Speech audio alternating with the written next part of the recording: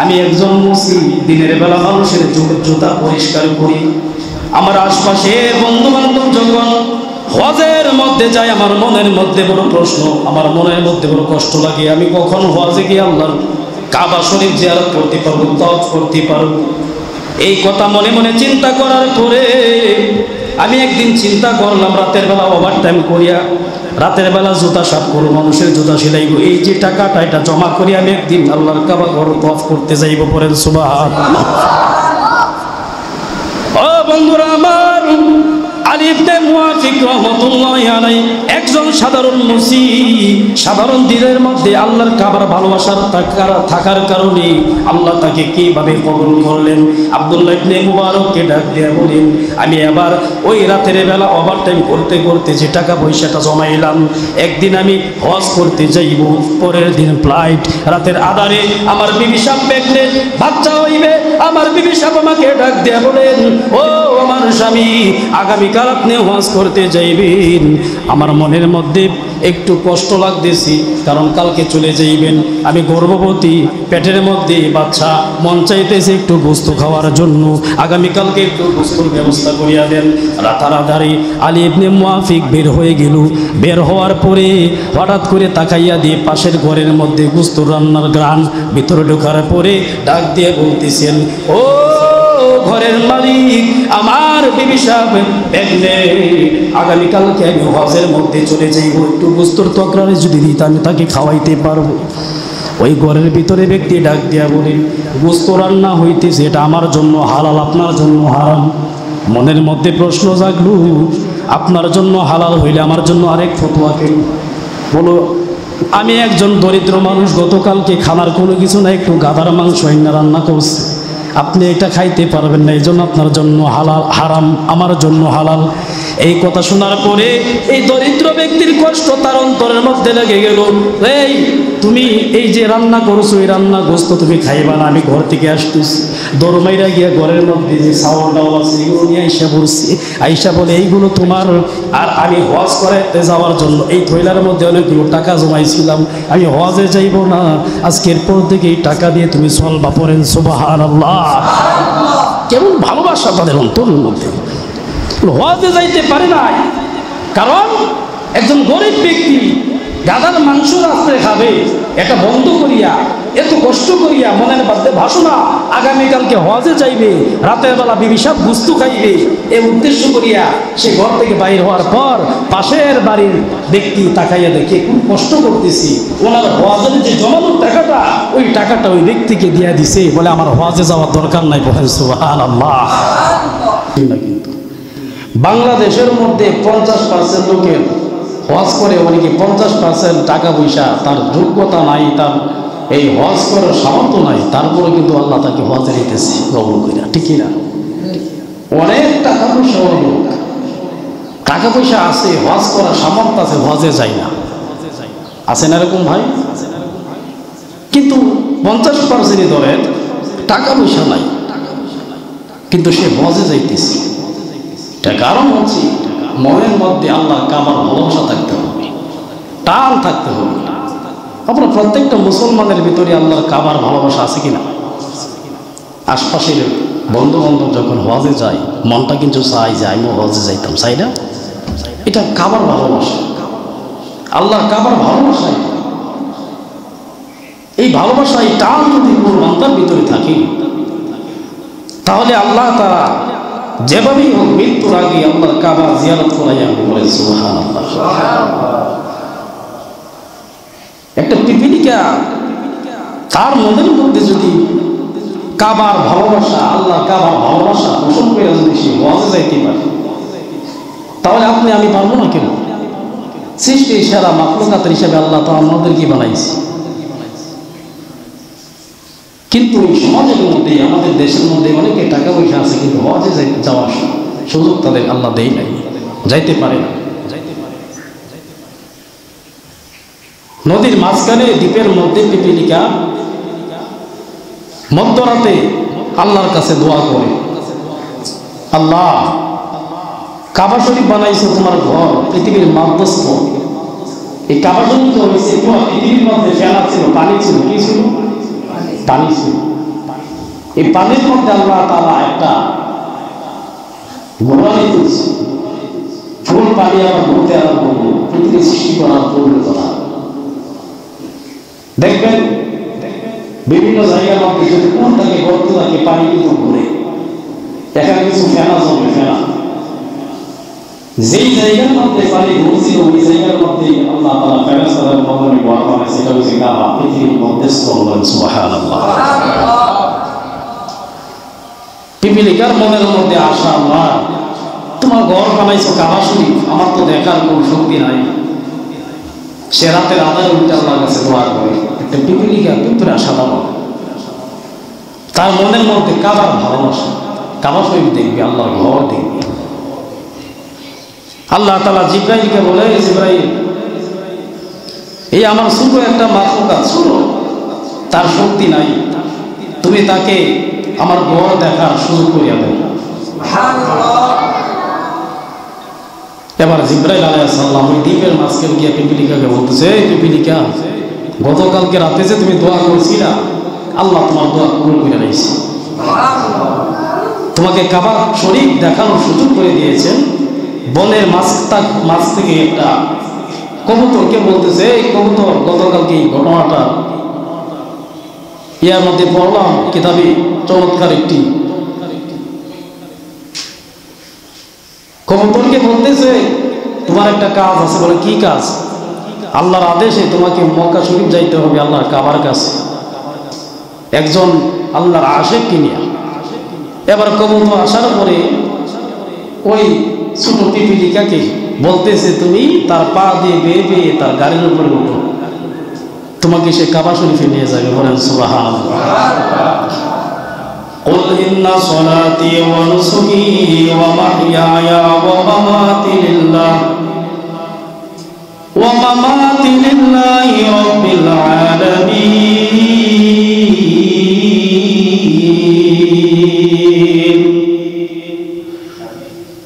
আল্লাহ তাআলা ডাক দিয়া বলেন, কুল ইন্না সলাতি ওয়া নুসুকি ওয়া মাহইয়ায়া ওয়া মামাতি লিল্লাহি রাব্বিল আলামিন। হে আমার বান্দা বান্দির দল, তোমাদের উপরে যে নামাজ, হজ, যাকাত, এভরিথিং যত নেক আমল আছে, ওয়া মামাতি লিল্লাহি রাব্বিল আলামিন, একমাত্র উদ্দেশ্য কার হবে, কার জন্য করা? আল্লাহ ডাক দেয়া বলেন, নিজেই বলেন, ওয়া মামাতি লিল্লাহি রাব্বিল আলামিন, একমাত্র আমি আল্লাহর জন্যই নেক আমল করা, কোনো বান্দাদেরকে দেখানোর উদ্দেশ্য না। নামাজ পড়ে কোনো বান্দাকে দেখানোর উদ্দেশ্যে নামাজ পড়লে কোনো কাজ হবে না, কোনো কবুল হবে না। এই বান্দা তুমি হজ করো, বান্দাকে দেখানোর জন্য হজ করানো যাবে না। এবার পিপিলিকা ওই কবুতরের গাড়ির মধ্যে উঠিয়া জিবরাইল আলাইহিস সালাম তাকে ওই কাবা শরীফের দরজার মধ্যে পৌঁছাইয়া দিয়েছেন। করেন সুবহানাল্লাহ। পিপিলিকার মনের মধ্যে আল্লাহর কাবার ভালোবাসা ছিল। আল্লাহ ডাক দেয়া বলেন, হে দুনিয়ার জমিনের মানুষেরা, টাকা পয়সা লাগবে না, যদি মনের মধ্যে তোমার কাবার ভালোবাসা থাকে, মৃত্যুর আগে আমি একবার হলে ওই কাবা শরীফ জিয়ারত করার তৌফিক দান করব। একটা পিপিলিকার কোন সাধারণ শক্তি ছিল না। আল্লাহ তাআলা তাকে দয়া এবং মায়া করে, আল্লাহর আশিক হওয়ার কারণে, কাবার ভালোবাসা তার অন্তরের মধ্যে থাকার কারণে আল্লাহ তাআলা তাকে ওই কাবা শরীফের মধ্যে পৌঁছাইয়া দিয়েছে। শুধু তাই নয়, বিশিষ্ট তাবে আব্দুল্লাহ ইবনে মুবারক রাহমাতুল্লাহি আলাইহি, উনি ওনার জামানার মধ্যে ইমাম বুখারীর উস্তাদ ছিল, হাজার হাজার হাদিসের উস্তাদ ছিল আব্দুল্লাহ ইবনে মুবারক। উনি কাবা শরীফের মধ্যে, হেরাম শরীফের মধ্যে প্রত্যেক বছর ওনার মাধ্যমে 10,000 মানুষ উনি হজ করাইতে পারেন। সুবহানাল্লাহ। আল্লাহ তাআলা যেমন ইলম দিয়েছিল, তাকে আল্লাহ তাআলা টাকা পয়সার মালিক আল্লাহ দুনিয়ার জমিনে বলতে বানাইছে। কাবা শরীফের লোকেদেরকে ডাক দেয়া বলেন, ও কাবার লোকেরা, আমি আব্দুল্লাহ ইবনে মুবারক আমার দ্বারাতে প্রতি বছর 10,000 মানুষ হজ করাই। এই হজ করানোর মধ্যে যে টাকা পয়সা লাগে, 1 টাকা হইবা না, যত খরচাদি আছে আমি আব্দুল্লাহ ইবনে মুবারক গ্রহণ করব। এই আব্দুল্লাহ ইবনে মুবারক হেরাম শরীফের কাছে ধাক্কা দিয়ে যখন বসছে, এমন সময় ঠান্ডা চলে আসছে, ঘুম চলে আসছে। ঘুমের মধ্যে যখন গেল, তাকাইয়া দেখে একজন ব্যক্তি আব্দুল্লাহ ইবনে মুবারকের মাথার উপর দিয়ে পাশে বসে আছে, আরেকজন ব্যক্তি তার পায়ের পাশে বসে আছে। তারা দুজন গল্প করতেছেন হজের বিষয় নিয়ে। একজন ব্যক্তি ডাক দিয়ে বলতেছেন, ও ভাই, এই বছরের মধ্যে কত হাজার মানুষ হজ করতে আসছে। মাথার উপর যে ব্যক্তি বসে আছে ওই ব্যক্তি ডাক দিয়ে বলেন, এই বছর কমপক্ষে 6 লক্ষ মানুষ আল্লাহর কাবা শরীফ জিয়ারত করতে আসছে। পড়েন সুবহানাল্লাহ। কিন্তু দুঃখের বিষয় হয়েছে এই 6 লক্ষ মানুষের একজনের হজ আল্লাহ কবুল করে না। এই স্বপ্ন দেখার পরে আব্দুল্লাহ ইবনে মুবারক ঘুম থেকে উঠে গেছে। আব্দুল্লাহ ইবনে মুবারক রাহমাতুল্লাহি আলাইহি ঘুম থেকে ওঠার পরে তার মনের মধ্যে চিন্তা ঢুকিয়া গেল, এই 6 লক্ষ মানুষ এই তারিখে হজ করছে, কিন্তু কারো হজই কবুল হয় নাই। এর মধ্যে আবার একটা স্বপ্নের মধ্যে আর একটা কথা বলছে, 6 লক্ষ মানুষের হজ কবুল হয় নাই, কিন্তু একজন মানুষের কারণে আল্লাহ তাআলা 6 লক্ষ মানুষের হজ কবুল করে ফেলছেন। পড়েন সুবহানাল্লাহ। এই স্বপ্ন দেখার পরে বিশিষ্ট তাবিঈন আব্দুল্লাহ ইবনে মুবারক ঘুম থেকে ওঠার পরে জাগ্রত হয়ে গেছে। 6 লক্ষ মানুষের হজ কবুল হয় নাই, কিন্তু একজন মানুষের কারণে আমার দয়ার আল্লাহ 6 লক্ষ মানুষের হজ কবুল করে দিয়েছেন। এটা তো কোনো সাধারণ মানুষ হইতে পারে না। তার বাড়ি হচ্ছে সিরিয়া শহরে। কোথায়? সিরিয়া। আব্দুল্লাহ ইবনে মুবারকের বাড়ি হচ্ছে ইরাক।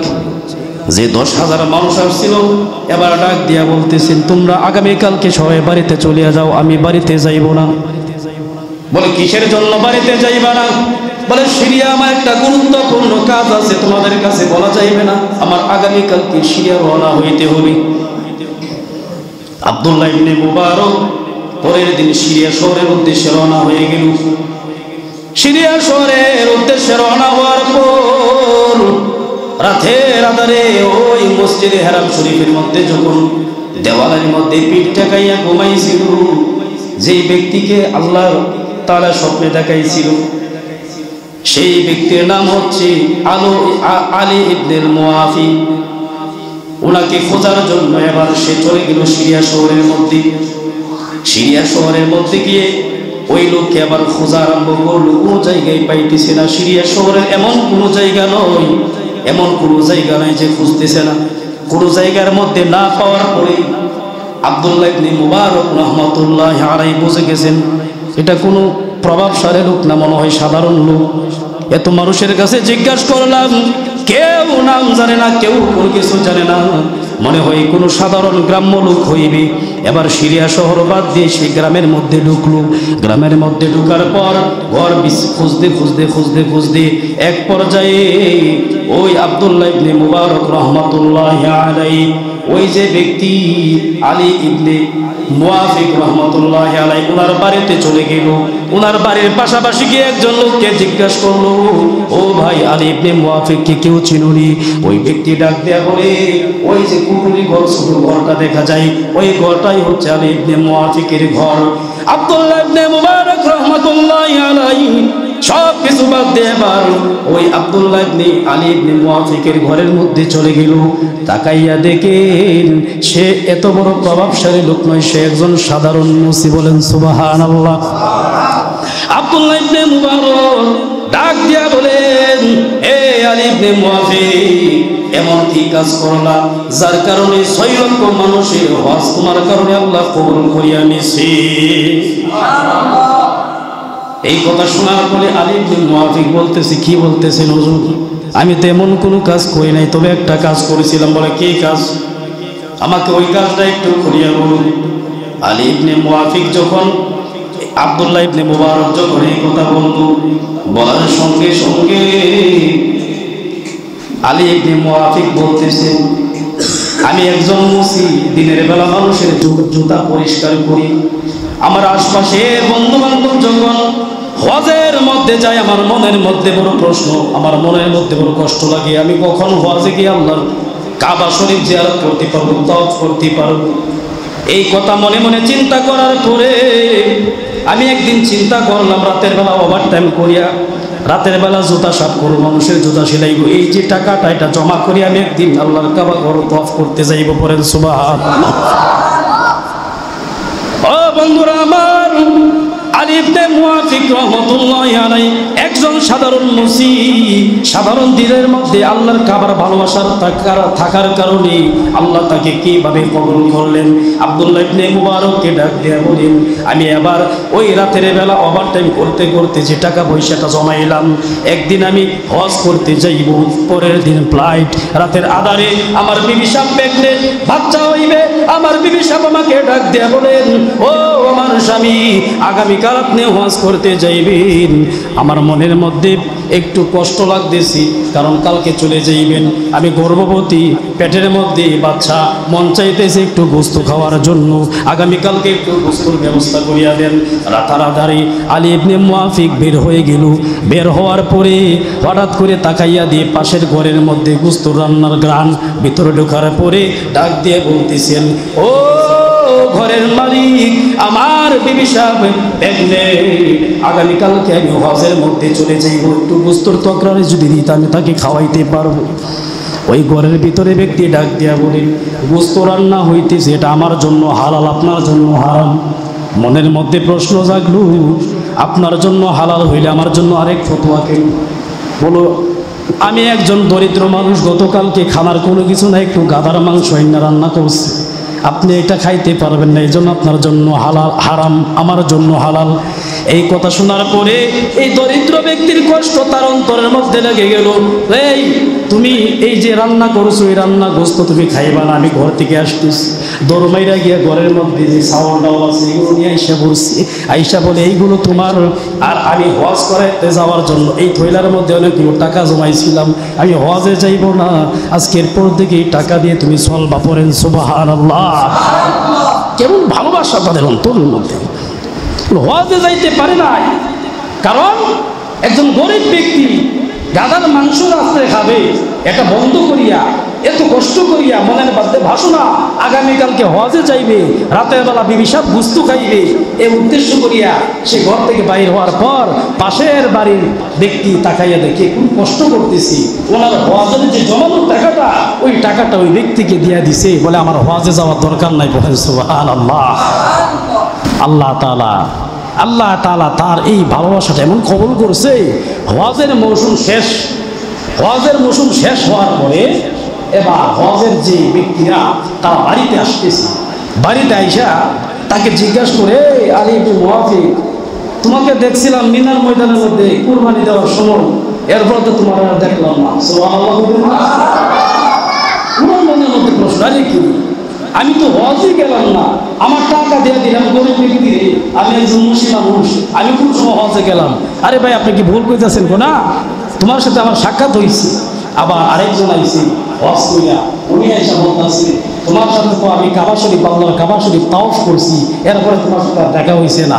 তার মনের মধ্যে একটা গন্ডগোল হয়ে গেছে। এরপরে আরেকজন ব্যক্তি একটা থৈলা হাতে নিয়ে আসছে, ডাক দিয়ে বলে, আলী ইবনে মুওয়াফিক, মিনা ময়দানের মধ্যে তুমি ওই কুরবানির সময় যখন সাফা মারওয়া, যখন তুমি তাওয়াফ করবা, চক্কর দিবা, আমার হাতের মধ্যে একটা থৈলা দিয়ে দিছি, এই থৈলা দিয়া তুমি তাওয়াফ করছিলা, তুমি চক্কর দিছিলা, চক্কর লাগাইছিলা, এরপরে তোমার আর খোঁজ খবর না, এটা আমি ওইখান থেকে নিয়ে আসছি। বলেন সুবহানাল্লাহ। সে রাতের আধারে ঘুমায় গেছে। তার মনের মধ্যে প্রশ্ন, আর কি হইল? রাতের আধারে ঘুমিয়ে যাওয়ার পরে, ঘুমানোর পরে দয়ার নবী, মায়ার নবী রহমাতুল্লিল আলামিন স্বপ্নে যুগের মধ্যে সাক্ষাৎ করেন। সুবহানাল্লাহ। ডাক দেয়া বলেন, আলী, তুমি মক্কা শরীফে হজে যাও নাই, ঠিক আছে, কিন্তু তোমার কারণে আজকে 6 লক্ষ মানুষের হজ আল্লাহ কবুল করিয়া নিছে। হজ মনে আছে? ওই 6 লক্ষ মানুষের হজ কবুল হয়েছে এই ব্যক্তির কারণে। তার মনের মধ্যে কাবা শরীফের ভালোবাসা। আল্লাহ রসুল বলেন, তুমি কাবা শরীফে গেছো না, ঠিক আছে, তুমি যে ওই গরিব ব্যক্তিকে যে তোমার থৈলাটা দিয়ে দিছিলা, আল্লাহ তোমার হজ কবুল করছে, কবুল কইরা তোমাকে উপহার স্বরূপ এই থৈলার ভিতরে আল্লাহ আবার কিছু টাকা পয়সা দিয়ে দিয়েছে সামনের বছর হজ করার জন্য। পরে সুবহানাল্লাহ। তার ভিতরে কেমন কাবা শরীফের প্রেম ছিল বাবা! টাকা পয়সা থাকলেই আপনি হজে যাইতে পারবেন না। আপনার মনের মধ্যে যদি কাবা শরীফের ভালোবাসা না থাকে, রাসূলের রওজা শরীফের ভালোবাসা না থাকে, আপনি টাকা পয়সা থাকলে হজে যাইতে পারবেন না। আল্লাহ বলেন, এই পিপিলিকা সাধারণ মনের মধ্যে ভালোবাসা থাকার কারণে আমি তাকে হজ করাইছি, তাওবা শরীফ কাবা শরীফ চক্কর দেওয়াইছি। আর একজন মুসি ব্যক্তি জুতা সাফ করে সে হজে যাইতে পারে নাই, কিন্তু তার হজের প্রতি যে একটা ভালোবাসা, তার আল্লাহর কাবার প্রতি, রাসূলের রওজার প্রতি যে একটা ভালোবাসা ছিল, আমি আল্লাহ তাকে হজ করাইছি না যাওয়ার পরেও। শুধু তাই নয়, তার জন্য 6 লক্ষ মানুষের হজ আমি আল্লাহ কবুল করে নিয়েছি। পরের বছর তাকে হজ করার সুযোগ করে দিয়েছি। এই জন্য বাবা আমার হজের মাস, মানুষ বলে বলে বিভিন্ন পৃথিবীর স্থান থেকে তারা হজে যায়।